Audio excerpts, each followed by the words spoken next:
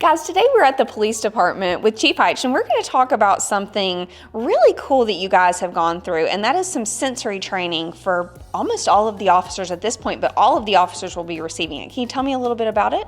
Yeah, we partnered with Culture City, and it's a company that provides training to law enforcement officers all over the country for dealing with special needs individuals.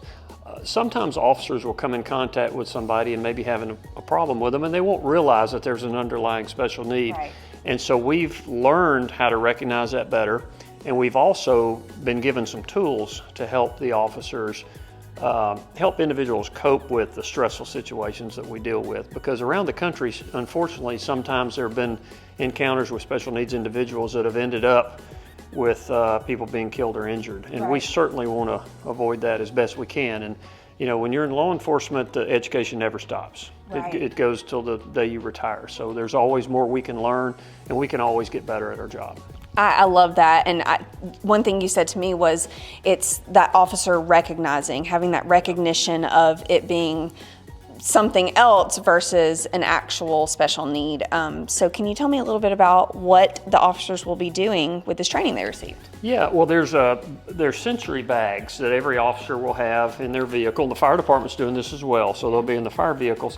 And in the sensory bag, there's some items that can be used. First, this card to communicate with an individual that might be nonverbal, and it will let them tell the officer what they're feeling, what they're going through, and then if they need headphones or one of these fidget items for their hands or sunglasses. I have a daughter that's special needs, and she's blind, and her eyes are extremely sensitive, and she also has sensory issues. Certain things she touches bother her, and you know, a police officer might think that might be some form of resistance or an attack. Right.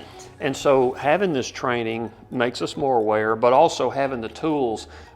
We actually have a young man that participates with us with our Explorer program, and he has some sensory needs, and sometimes he needs earphones because sounds, some people with sensory issues can't put any sounds out of their head. Everything comes into their brain and it overloads them. So something as simple as headphones that you can put, earmuffs that you can put on a child, or one of these fidget tools might be the difference in a use of force encounter, and something that turns out to be positive for everybody.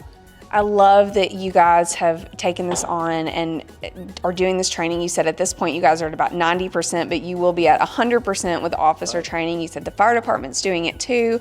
I think this is such a great thing for the city of Calera to be able to recognize, number one, those of us with special needs children, and those of us special needs themselves, adults as well. It's not just for children, right? Right. No, that's exactly right. So all the officers being trained, do you have a way to kind of recognize who is trained at the moment, who is not? Yeah, the parents, especially parents of special needs kids, will notice that all of our patrol vehicles will have a sticker on the back that states that the vehicle has these items, and also that the officers have been trained in dealing with special needs individuals. And this training is not over, it will continue. We have a 3-year deal with this company who is doing this free of charge for us. It's not costing the taxpayers a dime.